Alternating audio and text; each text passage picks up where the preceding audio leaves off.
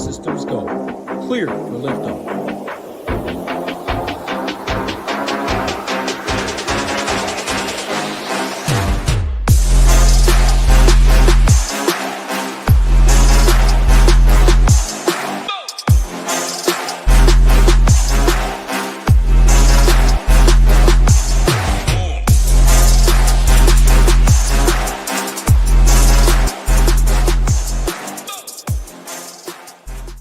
What's going on, everybody? Happy Thursday. Excited to talk through this little 4-game slate. If it's 4 games and above, we will be on talking some NBA, though. 3 or less, you will just get the normal written content. And as you can see, looking at the games, they are spread out. We have 7 Eastern, 1 game, 2 games at 8 Eastern, and then 1 game at 9 Eastern. The good thing is that Dallas, let's just sort by ownership quick. Dallas. A whole lot of Dallas right now, popping in some optimals. And that is good because it's the last game of the night. And we do have injury news like Ant, like Garland, Nemhard in the prior games that you should have some roster spots to mess around with things if they are ruled out. So I think it's a solid slate. I will say, though, I will not be playing. I will be next door at the Cardinal Stadium watching some Miami Ole Miss college football semifinals. So super pumped for that. Good luck to our man Hammock in the live final. He will be there in a suite, looking for a lot of money. I don't even know what first place is, but 10 people left. Awesome stuff there. Rio, college football and 4 NBA games tonight. Pretty good Thursday. Yeah, shout out to Hamhawk. I didn't even know that was going on, but I remember talking to some of the DraftKings guys saying they wanted to get the college football product a lot more bigger prize pools and bigger live final, things like that. So that's pretty cool to see. But yeah, not really much to say. I feel like yesterday's show was pretty good with me and Matt. I feel like we hit on a lot of the right parts. I had one team in the 8. I played 5 in the 888 last night, and had one that was looking really good at halftime of those later games. I think I had the most PMR remaining of anybody ahead of me, but I had it was kind of a weirdly constructed roster. I had AJ Mitchell and Wiggins. Both those guys did pretty well, and then I had Devin Booker and Gigi Jackson, and Booker got like 8 fantasy points in the second half, and then Gigi got benched and then also played like a 4-minute stint and then got pulled. So it was kind of weird, but yeah, still happy with the process. But yeah, it was a tough run out. A lot better than mine. I think I was my bubble was all the way to the left. I do know that for sure. I liked where I was at. But yeah, when you played, who did I play? Jock Landale was absolutely garbage, and I faded Paul Reed. I played Stewart. There was someone else that just didn't get the job done. I was way far to the left, but that was a solid contest. 1,250 people, 250 up top. I like it. Got to say hi to people, but yeah, first all days I threw in I think 30 teams right before I came on. So yep, I'll be playing the 2-gamer and the showdown. Excited for that. We got Little Neck, Go Collect, Jordan, Jason Turner, Coach, Gang Green all day. Jake, appreciate everyone hanging out. Hope everybody, yeah, Ivy. I had Jaden Ivy too. He didn't do shit, but hey, new day, new slates, 4 games on tap. Any broad slate overview for before we go game by game, just besides some important Q tags? Yeah, something that I did want to kind of lead off with is the scheduling for the NBA has been pretty condensed over the last week or two, and there's been a lot of teams. Yesterday was pretty brutal with some teams being on the front end and back end of back-to-backs, and then you're seeing some really wonky, like out of left field rotations. Tonight, I could see some stuff like that happening again. I believe Chicago is one of the teams on the back end of a back-to-back. Same with Charlotte, and then Utah as well. The Utah one is kind of the biggest question mark because we do have a couple Q tags that could change things. But Keontae and Laurie played a ton of minutes last night, so I could see a situation where they play a little bit less than normal, which could kind of make that team just not very valuable for DFS in particular. But the Charlotte one is one I could see going a little weird, mainly with LaMelo because his minutes have been kind of all over the place. But yeah, I think Chicago probably plays it pretty straight up, pretty straightforward. But just something to note because I feel like a lot of us kind of got burned this past week with the back-to-backs, and situations where we felt pretty confident in did not turn out that way. So I just want to keep that in mind. Yeah, that makes a lot of sense. We'll get right into this first game talking about Charlotte after I say hi to our man Trucker, Michael, Justin, and yeah, that's it. I already said hi to Jordan. Yeah, Stewart did well. one of the guys that I played as well that we're going to talk about, Con Knipple, a little disappointing. But all right, let's go to the first game of the night. We are looking at the Pacers and the Charlotte Hornets, 232.5 total. 4.5-point favorites are the Hornets. Looking at the Charlotte side, no Ryan Kalkbrenner, which has been the same recently. Diabate should start at center. Solid game yesterday. As far as the Pacers side, no Benedict Mathurin again. A lot of usage to go around. Andrew Nembhard questionable. That's very big injury news that we will get before lock. I think TJ McConnell would be a very, very good play and make some of the Neesmiths, Siakams possibly better as well. Ben Shepherd, that's a really big piece of news that we have to kick it off in Nembhard. But yeah, we will get that an hour before. Take it away, Pacers and the Hornets. Yeah, like you said, the Nembhard downgrade could definitely open up a good amount of value. Obviously, TJ McConnell will be the guy that people look to. I would not anticipate that he's going to start. They've been keeping him off the bench in situations like this in the past. Probably playing more so like 24 to 25 minutes versus like his normal 19 to 20. So it's not really that big of an upgrade for him, but I think you will see a really large usage role when he is on the court. I do like this game from a game stacking perspective a little bit, even with Charlotte being on the back-to-back. I think that you can kind of just get away from LaMelo and play into some of these other guys. But these two teams are playing pretty bad defensively. Mainly the Pacers. Pacers are bottom 3 in defense over the last 2 weeks and 23rd in offense. The Hornets are 13th in defense, so they're actually playing pretty well. They had the huge win over OKC, and just playing all around pretty good basketball right now, but they are 25th in offense. So there's a chance that if the value doesn't hit the right way, this game could disappoint because these are just two not very good offensive teams. But I do think that the main appeal from this game would come from the potential value on both sides. I was honestly expecting LaMelo to get listed with some sort of injury, but it looks like he's not on the injury report. So a pretty healthy team from that perspective. But defensively, both teams kind of play the same style of defense. They're pretty big rim funnels. Pacers are first in 3-point defense, and towards the bottom in rim defense. I think the Hornets are 25th in rim frequency defensively. So teams are getting to the basket at the 25th highest rate, or would be like 6th highest, something like that. And Pacers are just behind them. So it sets up pretty well for the bigs on both teams, and then whoever's going to be driving the ball to the basket. So if Nembhard is in, I think Siakam is the only guy that, not the only guy, but he stands out in kind of a big way tonight. Normally on any slate bigger than this one, I'd be avoiding him just because he doesn't generally have the upside to break the slate. But on a 4-game slate with a lot of question marks in some of the other games, matchup wise, and then just playing time wise, for like you can make the case that AD has some downside minutes risk if they do blow out Utah. And then Julius Randle and Mobley don't really have great matchups. So I kind of think that Siakam is the standout in that 8K range at power forward. So I like him the most for Indy tonight. And after him, I don't really like Nembhard at this price tag. And coming in with a Q tag, I kind of imagine that'd mean he's somewhat limited. But either way, I don't really think he's worthy of the 7K price tag. I do like Aaron Nesmith though a good bit. There was like some talk about his usage rate not really being something that could sustain because he had like a 28% usage rate in the first game that Mathurin missed, and there was some question marks there. Next game, he posted a 25% usage rate, so I kind of think that he's going to be a guy that just holds on to this higher usage role as long as Benedict Mathurin is out. So I like him the second most behind Siakam if I knew that Nembhard were to be in. And then obviously if Nembhard misses, we're looking at TJ McConnell as a borderline lock at his price tag, just with how good of a permanent producer he has been with Nembhard off the court. And then Jay Huff, assuming that he starts again, I think people think he's going to start. That's what's projected because he did start last game. There's a chance that it could be because of the matchup versus the really big front court in Cleveland last game. But he did well, played 30 minutes, was pretty solid in the minutes. I kind of view him more as like a 3-point threat, a guy that's going to be around the 3-point line a little bit more, but he does have some scoring ability around the basket. Mainly just got a really unique dunk package that can get him some easy buckets. But Diabate is not that great of a rim protector. And then on the other side, when Diabate is, or anybody is trying to score around the basket, that could lead to some more block opportunities for Jay Huff. So I think that he's pretty solid. And then another guy to keep an eye on, our guy Jordan Newlands hit on him last game, but Johnny Furphy, he's only started 5 games as a pro, There it is. Yeah, Johnny Furphy.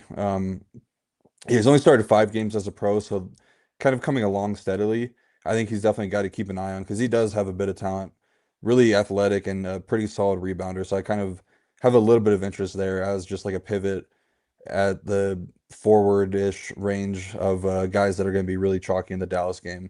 And then Nemhard, also, go Nemhard news ahead. do any Nemhard news do anything for Furphy? Not really. I don't think there's like enough of a sample size to know what type of role change he would have. I was gonna say though, Jarris Walker would be a guy that could benefit a little bit if Nemhard were to be out because I do look to him at times for some ball handling. As for the Charlotte side, I'm not playing LaMelo on a back-to-back just with the unknown in his minutes. I like Miles Bridges a lot though. Good price tag, playing a good amount of minutes, and this is kind of the matchup that you want to see for him. He's a guy that he has been seeing like slight uptick in his 3-point volume this season, but I think he's better when he is attacking the basket.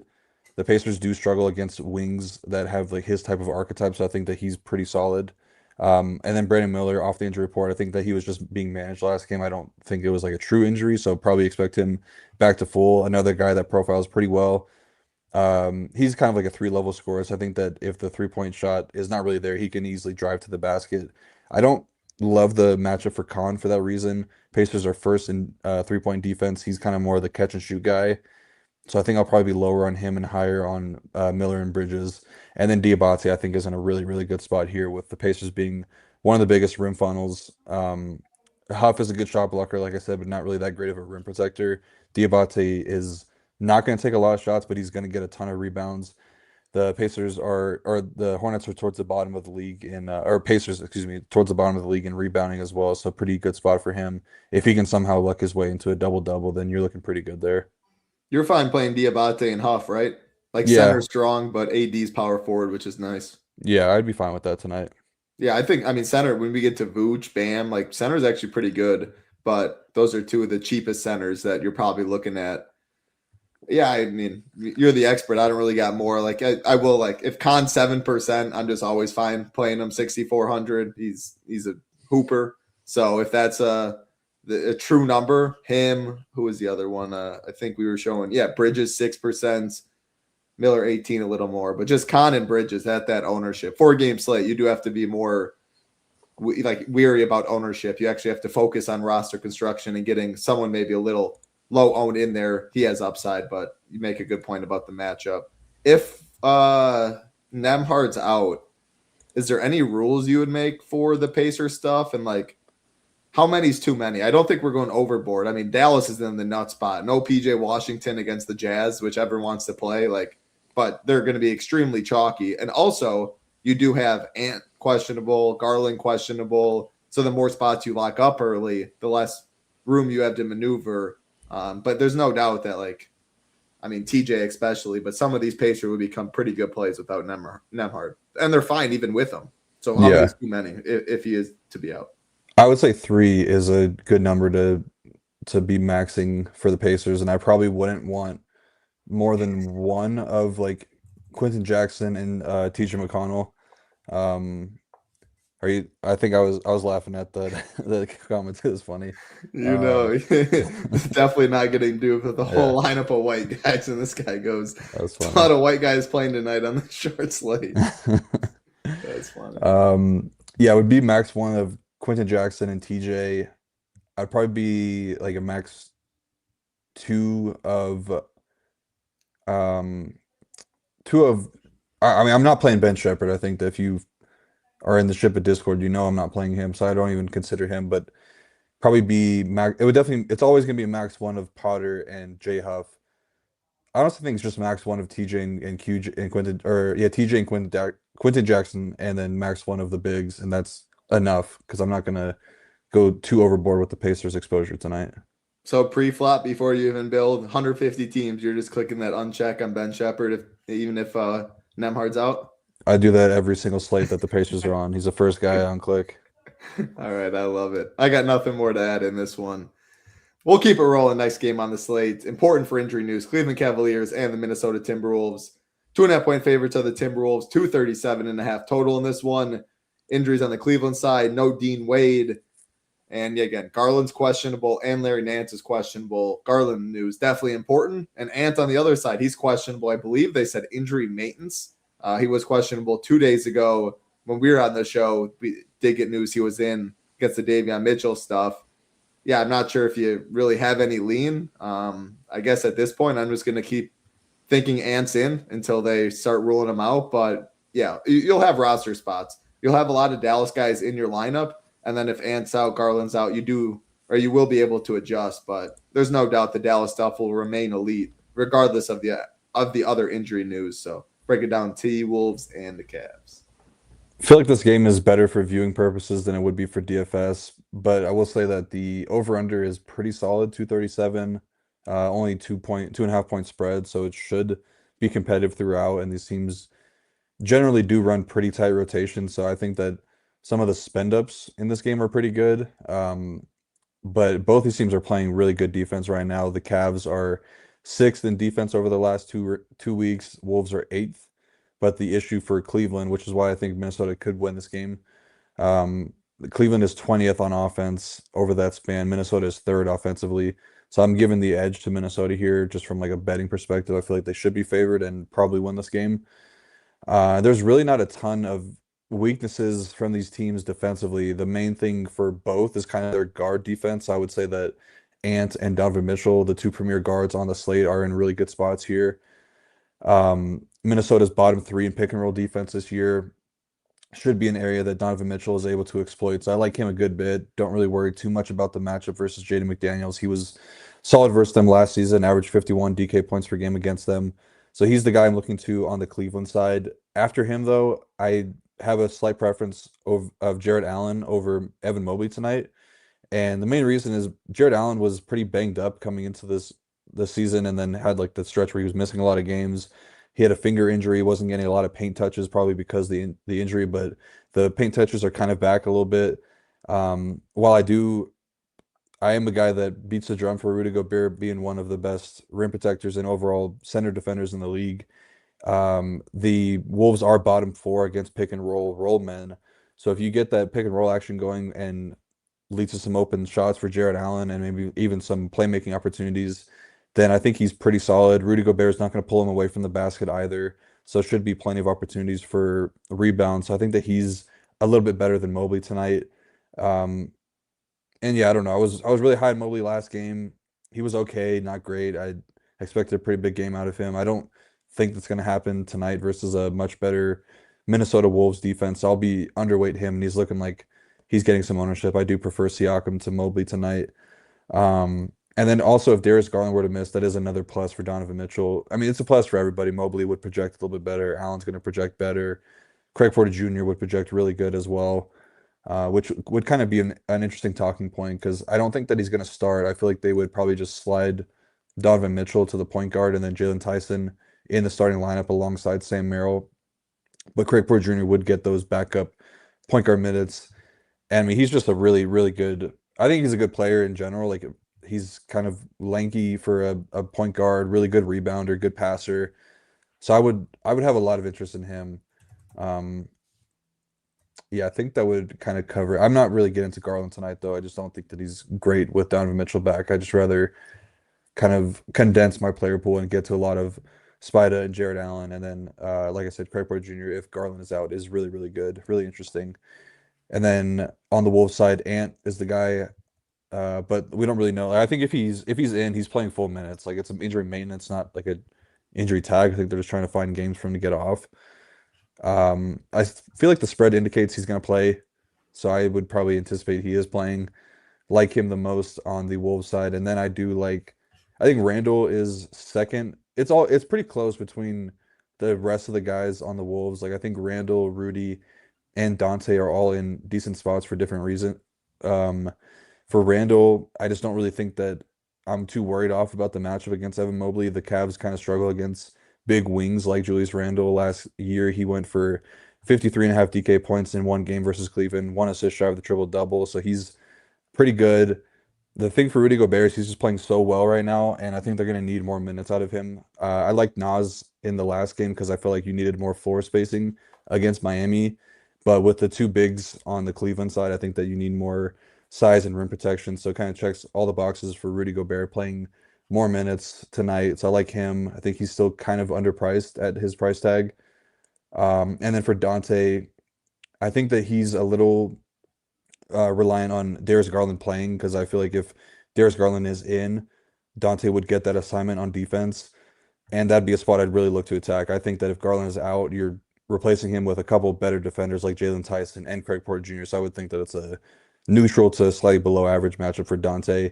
The thing I do like about Dante, though, I like his 3-point prop because the Cavs are allowing nearly 4.5 threes per game to point guards over the last 7. Dante's extremely streaky, so I'm not super confident in it. Like he's going to take a ton, but could easily go 1 for 11 or 6 for 11. I don't really think there's like an in between there. And then I'm off Jaden McDaniels. Usage has been really down as of late. Has not topped a 20% usage rate since December 21st. So don't really think that his role is warranted of somebody that's priced at 5.8K. I think the Gobert shout's the most interesting because of how good center is, but he's going to be like completely forgotten. We're showing 5% right here. I think that is pretty interesting. On the other side, like, man, I think D-Mitch is probably one of the best plays on the slate if there is no Garland. I mean, he's just severely underpriced. The ball is always in his hand. And I love that he's shooting guard eligible because if he's out and Nembhard's out, McConnell's point guard. We have Craig Porter Jr., who's point guard. And those are probably two of the best plays on the slate. If you are playing another point guard, it's going to have to be at the util position. And there are a decent amount of good big men on this slate. So, I think Craig Porter, TJ McConnell would be two of the first guys I probably put in my lineup. And then I love D-Mitch, and that's assuming Nembhard and Garland's out. I don't really got much more. I think I like Gobert more than Jarrett if I had to pick. And then I think your Randall shout's pretty interesting too, just in the sense of when people are spending up on the slate, like assuming I guess all these guys are in right now, Anthony Davis will be the first one and Cooper Flagg will be the second. Like I think and that's both. I mean, Cooper Flagg has every single position eligibility, but for AD, it's power forward and center. So I think Randall's a solid pivot in that one. Like you mentioned, though, in terms of, like you said, a lot more appealing real life game than fantasy. This is just sorting by ownership, the lowest owned game on the slate. And the more pieces you lock early, I guess, yeah, this is the Ant Garland game in terms of news. So you'll just naturally have a lot of this late game. You can pivot some of it to this game if they're out. But yeah, I don't love it nearly as much as the first game that we talked about, or this game, or the Dallas-Utah. This game's getting some ownership, but it feels like it's like 4 guys, and that's it. We're talking Chicago Bulls and the Miami Heat. We are looking at another 237.5. A lot of big totals in this. 232.5, 2 games, 237.5, and the last game, 241.5. But we have 7.5-point favorites are the Heat, which is the biggest favorites on the slate. In terms of injury news, Chicago's banged up. No Josh Giddey. No Jalen Smith. And then Kevin Huerter is questionable. As far as the other side in the Heat, I'm seeing fully healthy for the Heat. So biggest favorite, 7.5, solid total. Sorted by ownership, though. Bazelis, Kobe White, Vooch, all looking to get a decent amount. Take this game away, Bulls and the Heat. Normally would be a game that I would definitely want to attack because I like how these teams both play up in pace. I feel like they've had some big games earlier this season. Bulls are struggling on defense. They're just not a good defense in general. But with Hero and Jaime Jaquez back, like you said, the Heat are fully healthy, so it's really tough because I don't think that their game plan when they are fully healthy is to give guys like 36, 38 minutes. I feel like they want to play everybody 30 to 32. So yeah, I don't know. I just there's probably going to be somebody that goes off for Miami.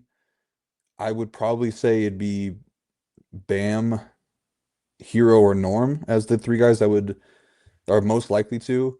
Give me Norm. Yeah, Norm, future All-Star. He's yeah, I mean Norm's probably the best. Just a guy that's going to be driving to the basket. You want to attack the Bulls around the basket.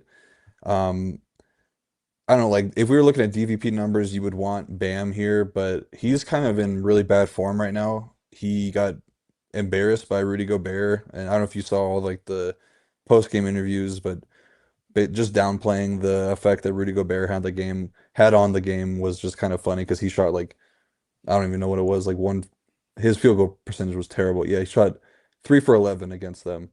I didn't see it, but Gobert, I saw someone quote a tweet about his physical, like he had his shirt off during the interview and just like how ripped and stuff he is. I don't know if you saw it, but Gobert would beat 99% of people's ass in the NBA. Like this dude trains. This dude is he's a physical specimen when he has his shirt off. He's just so awkward on the court, but Yeah, hey, he plays his role well.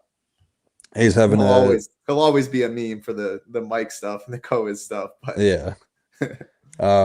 He's someone I'd want on my team. For sure. Yeah. I mean, coaches respect him, players respect him, but yeah, definitely he's easy to gang up on. He's having a what is it, like year 10 offensive breakout this year too, so it's kind of cool to see, but he is adding some like Euro steps and 360 dunks into his package now, so it's pretty cool. But yeah, so I don't know. I think if there were a spot for Bam to have a good game, it would be in this one versus Chicago. So I'm probably prioritizing him on Miami a little bit more than Norm. I also think that Hero is kind of interesting because I think that the plan moving forward, I don't think he's going to be a guy that's going to be coming off the bench for Miami. I feel like he will eventually take over the spot by Khalil Ware in the starting lineup. I feel like it could happen tonight. I also think that Hero is kind of full. So the 29 minutes that he got last game is kind of misleading because he was trending for low 30s after they did get blown out. So it's kind of, I feel like he's closer to like 32 now. So I would probably, whatever his full minutes would be is what I would be projecting him out tonight because I feel like he's back. I also think that Andrew Wiggins is kind of a sneaky pivot at power forward, mainly off of Matas Buzelis in the same game because I think people are pretty excited about Buzelis to see him as one of the higher owned plays at power forward, higher owned plays on the slate. Saber loves to project Matas really, really high too, and I think that I don't really know if he's worthy of that high of a projection. Mainly because the range of outcomes is really wide for him. Like we talk about a lot with these Bulls stuff. Billy Donovan is really, really hard on Buzelis, and he basically said like if he's not rebounding, he's not going to play. So you need him to just basically be attacking rebounds. But it is a good spot for him because the Heat are a huge 3-point funnel, and I didn't even realize how many 3-pointers a game he's taking, but he's up there a lot. So it's kind of a good spot for Buzelis. But I think that Wiggins is kind of a decent pivot at that same position, a little bit more expensive. But yeah, like I said, I think Matas is really good. I like Vooch too as well. I think he's shown pretty like he can hit for big games, and I think the main reason is with Giddey out, that kind of makes him the number 2 option as the point guard on the team, or just like kind of like in a Jokic type of role where he's getting a lot of touches at the top of the key and a lot of potential assists. Don't really worry too much about the matchup versus Bam either. I think that he's going to be playing normal minutes tonight, so I'm okay with Vooch for sure. But with Kobe White back, that kind of takes off the upside of like Trey Jones and Ayo Dosunmu. I do think if Herter were to miss, that would help those guys. Not sure who they would start. They've had Kobe coming off the bench. I think he's probably the easiest guy to just slot in there, but it could be Ayo. But I think Kobe's pretty good too. He was on track to play last game. It was a back-to-back, so they just said they wanted to sit him out last night and play him tonight. He sets up pretty well too for the or the 3-point funnel style defense that the Heat play. I think it's a pretty good spot for Matas and Kobe. I definitely like your call on Hero because, like, you look at projection. Sabres got him for like 29 minutes, projected at 32. If you just bump those minutes, what you think he's 33 range? I feel like 32 is probably safe. Well, if you want to continue breaking, then I'll look at what he was training for in that last game. Yeah, I mean, what I like to do is just look at where minutes, to be honest, I probably should have this sorted by Saberson just because it's a direct for projection because it's a direct correlation with their minutes. But finding things Rio talks about, who knows the game, the ball a lot better, adjusting minutes projection, a way to do that is, yeah, I mean, you see he's at 29, you think it's 32, and he's a 1.11 fantasy point per minute guy. If you think he's getting 3 more minutes, you bump this to like 35.45 or something. Wow, he becomes a lot better play. Ownership doesn't move. I think that's very interesting right there. So yeah, that stood out to me. I remember we talked about the Hero stuff on Tuesday, unless it was with Matt Belt. No, I think it was you and I on Tuesday. And just like if he's going to be right back in his main role, I think 7.2K is too cheap. I think him and Norm probably max one. I'd let you talk on that, but I think both of them at ownership. I don't not necessarily believe Norm's 20% on this slate, but I think they're very strong plays as ways to get different in a mid-tier build with plenty of upside. But yeah, go ahead. Yeah, I mean, he played a 14.5 minute stint in the second half, so I don't know if that's really indicative of what they're going to do with him. But yeah, I mean, he's probably closer to like 30 to 31 than it would be 32, 33, I would say. As for like the max one, that would probably be fine just because the prices are so similar. I don't think that you want a ton of Bulls or a ton of Heat on the slate.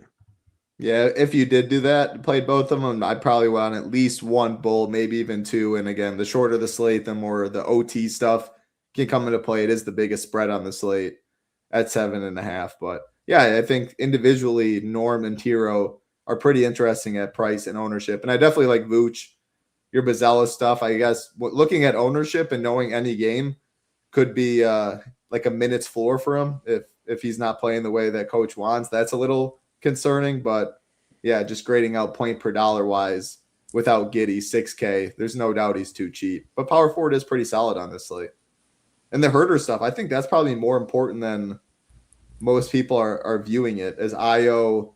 I mean, Trey Jones, Kobe White already look like solid plays. IO would become better. All three of them would become better. That's 25 points in projection, almost 27 minutes that'd be taken out of the lineup. So I do think that's actually pretty interesting too. The main news is at 8 p.m. Eastern, Garland, Ant, and you can throw Herder in that boat. Yep, that's what Rio said. It was a blowout for Hero, otherwise he would have got a couple more minutes. What's up, Matt? Good to see you. That's all I got in this one. Anything else? Others will jump to definitely the highest home game of the night in Dallas and Utah. Yeah, no, I think we're good to move on.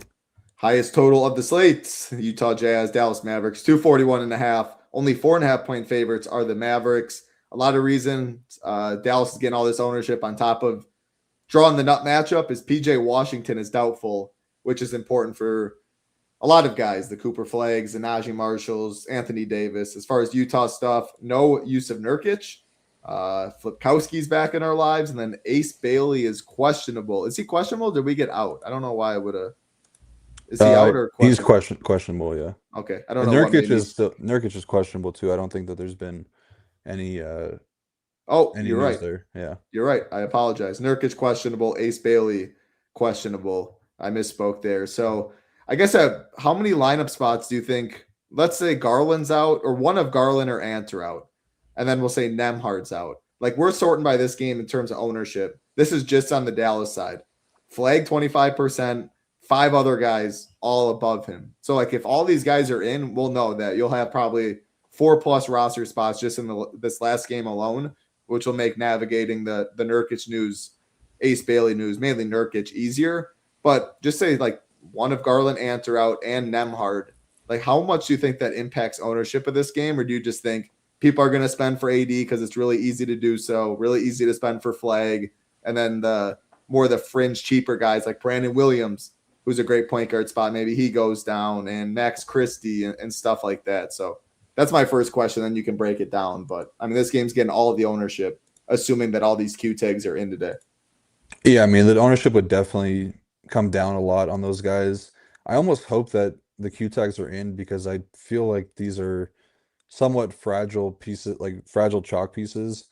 Mainly because I mean, you're getting like, anywhere from 30 to 40% on like Clay, Najee, Christie. I wouldn't say those guys are smash plays by any means. I feel like there's ways to get off of them. So I'm kind of hoping that the field sticks on them because I don't really. It's obviously a great matchup, but I don't really know if I want to play these guys at massive chalk like they're looking at right now. But yeah, I would probably expect the ownership comes down a good bit. Although the value you'd be looking to, like on the Nembhard and the Garland stuff, would be at point guard. So I feel like All point guard. Yeah, Brandon really Williams for sure would go down, but I'm not really sure about. I still think maybe like I think Flag and AD remain really popular regardless, but maybe Christie, Clay a little bit. Just the value, we have a lot more value, so it gets spread out a little more. Is kind of what my thought was. Brandon Williams, I think, would take the biggest hit, but and these guys are all still going to be owned. They're still. I mean, just sort by point per dollar projection right now. regardless what happens early, it doesn't change for these guys. I mean, looking at smash plays, but TJ would become more popular, so it would have to at least the Williams stuff. But yeah, go ahead. I mean, AD, just looking at FanDuel DraftKings, AD's 10-9 on FanDuel, and it will still be mega chalk over there at power forward. Just shows how mispriced he is on DK. Yeah. Yeah, I was looking at it too. He's a really, really strong play on DraftKings, like easily the top spin on the slate. I don't really have any holes to poke in him. Like they have nobody that could really defend him. I mean, the Jazz don't play defense in general. I think that there's going to be a lot of opportunities for shot block attempts, for steals, so he could have a really, really massive stat line in limited playing time even. But if the game does stay close like Dallas or like Vegas is projecting it to, then yeah, just I feel like there's a very, very slim chance outside of injury for Anthony Davis where he doesn't pay off his price tag. So I'm like you got to click him in single entry. I feel like just given the massive projection at his cheap price tag, really like 80 tonight. Um, I feel like Cooper Flag at whatever ownership he's at, if it is like Saber has him for 27%, I've seen some other places at like the 30%. Like that feels really, really good. I feel like Flag is an exceptional play tonight. He is running the first unit point guard right now because they're trying to get some more minutes for Daniel Gafford. So it slides AD down, slides Cooper Flag back to the one. I feel like there's just a ton of ways that Flag could really hit in a big way tonight. So he's kind of my favorite play on the entire slate. DraftKings has him as a small forward, but I would say he's more like point guard, point forward type play. And the Jazz have just been terrible against point guards all year long, dead last over the course of the season, dead last over the last 7 games, over the last 15 games. Like they're just giving it up to point guards. So I'm really, really excited about Flag tonight at this price tag. I feel like this is going to be a huge game for him. I already alluded to it, like the Najee, Christie, and Klay Thompson grouping. I don't know if I expect like all three of them. I doubt are going to get there. I do think that one of them has a good game. Probably one has a really, really good game. Maybe two have really solid games, but I definitely don't want all three of those guys in my lineup. I feel like they are all kind of eating into each other a good bit. You said that was Christie, Clay, and Najee? Yeah. Okay. But I would also kind of consider Daniel Gafford to be in that same grouping because they're not really running a backup center right now. It's kind of they'll just stagger AD and Gafford away from each other and slide AD up to the 5. But I think the minute ceiling for Gafford would come at the expense of one of those guys. I feel like it's probably Clay the most, just because Clay comes off the bench. So I definitely think I would be max 2 of like the Najee, Christie, Clay, and Gafford grouping. If you wanted to give any thoughts there, and I'll kind of talk through who I think is the best of those 3 or the 4, I guess. Sorry, I was looking at he went from doubtful to questionable an hour ago, not from questionable to doubtful. I'm still seeing questionable. So was he doubtful earlier in the day and it was an upgrade? No, he was just always questionable. All right. You can ask the question again. Sorry, I was too busy trying to dig into that. I was just gonna say, what do you think about like the max 2 of Najee, Christie, Gafford, and Clay? Yeah, I think if there's other injuries like the McConnell and like stuff opens, it's even easier to do so. If everyone remains in, I still don't hate the rule if you feel pretty good about it, because a lot of people will naturally just group those together and like to get value. It makes a lot of stuff work on your team, regardless of what you're doing. Like you need spend ups if you're spending up for D-Mitch, Bam, all of that. These guys are super, super cheap. I don't hate doing that. I think that's a way you can get different. I don't know the ball stuff and all of that nearly as much as you do, but you feel pretty confident that, yeah, maybe 2 of them can still have really solid games. But if you think so, you don't think the other guy's really getting there. So I think that's a solid rule. I never make this stuff pre-flop. I always kind of trust SaberSim to do its thing, but you can add so much value like you've talked about throughout. And there's teams I look at sometimes. I go back and look, and I remember you saying max 1 or max 2 of that, and I have them my same team, and one of them does good and one doesn't. So, yeah, if you have a lean on that at ownership, I don't think you could go wrong on the slate. Yeah, that's kind of how I'm thinking through it too, because you're also going to be getting a lot of AD and Flag too. So now we're talking about getting A ton. 4 to 5 Mavericks guys, and that just doesn't feel good regardless of how small the slate is. For sure. If all injury news remain the same, 4 to 5 Mavs will be very popular on teams. Like you'll have all the late swap flexibility, which again helps for the 8 p.m. Eastern games. But if Ant, Garland, and these guys are in, you'll see a ton of Mavs everywhere. Yeah. So between those four guys we're talking about, Najee, Christie, Gafford, and Clay, for me, I think Max Christie is the best of the grouping. I talked about it in Discord, I believe last night or 2 nights ago when we were doing some showdown stuff with the Mavericks and Kings, but there's been a lot of positive talk from Jason Kidd about Max Christie lately, mainly saying that he wants him to take more threes. And if you know anything about Utah, they're terrible at defending three-point line. Really bad everywhere, but they're exceptionally bad against three-point shooters. They're going to leave these guys open a ton. And Jason Kidd was basically saying he wants him to take 10 plus threes a game. That was kind of came to fruition last game. He shot 9 threes. You could definitely tell that he was looking for a shot too, but kind of a little hesitant at times. But he's a career 45%, or maybe not career, but this season he's shooting 45% from three-point line. So I would say if he goes back to like baseline of what his average is, I don't know if he's going to shoot 45% every single night, but like if he's taking 10 threes a game, there's really a ton of upside for Christie. So I kind of have a pretty strong preference for Christie over the Najee, Clay, and Gafford grouping. I will say that I like Gafford a lot too because he's projecting as the lowest owned of the main rotation pieces for Dallas tonight at, well, I mean, I've seen one place at like 12%. Saber has him at 34%. I don't That's definitely not even close to. Yeah. He's only center eligible, and again, people are going to go AD. Sometimes you can play him in power forward, but you have J Huff, Diabate for cheap, and you have Bam Vooch, kind of in mid tier-ish. All of them are just center eligible. Like that number's completely wrong. So I just put 15. Yeah, it's going to come down for sure. There's been some pretty crazy big discrepancies between the ownership lately. Like, I think last night Derek Queen was at like 1%, ended up being 30% in 888 and the Something 725. changed.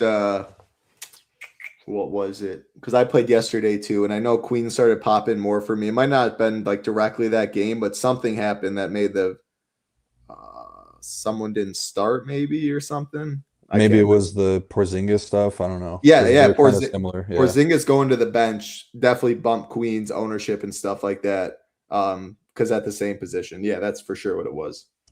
Yeah, but that's a good point. Ownership is your inputs or your outputs. You can change the ownership. You can make it better if you do seem fit. And it is worth mentioning. Like this is updated throughout the day as well. So Porzingis, whatever Saber's showing right now, like that could change throughout the day, but it's always worth noting and looking at. Yeah. Okay, so last guy I will mention, it's Brandon Williams. I think that he's really, really strong tonight. He was questionable coming into the game or coming into the day, upgraded throughout the day, made shoot around. So I think that he's a really strong option tonight. Gonna get staggered away a little bit from Flag to kind of run that second unit. I definitely don't want him with Nembhard because I feel like the minutes are very tied closer together, but I do think that he's in a really good spot here. The second unit for the Jazz defensively is non-existent. Like they don't have anybody in that second unit that's playing defense really in either unit, but especially the second unit. So I think that Brandon Williams is really, really strong tonight. The Jazz side, going to be tough to break down without knowing the status of Yusuf Nurkic and I guess to a lesser degree Ace Bailey, because that is two bodies that are playing minutes. Would probably lean Nurkic sitting tonight. Kevin Love is back as well, so they're probably going to be starting Kevin Love. Also would not be surprised to see throughout the day if Laurie gets downgraded.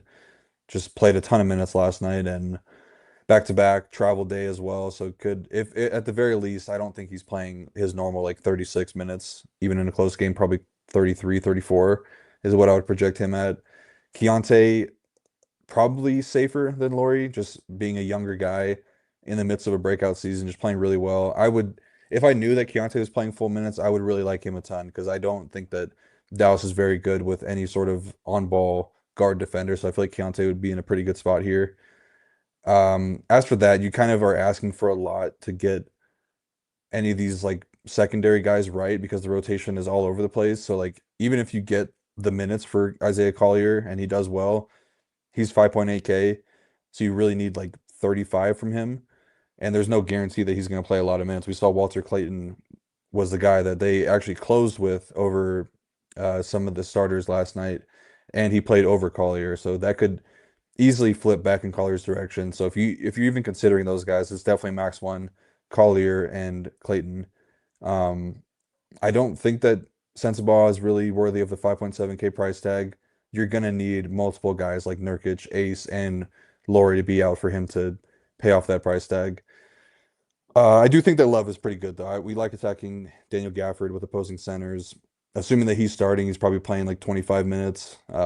Still a pretty good permanent producer as well. So I think I'm okay with Love, but I don't know. It's just kind of tough to talk through Utah. If you have any sort of lean on who's going to be a good play tonight, I would love to hear it.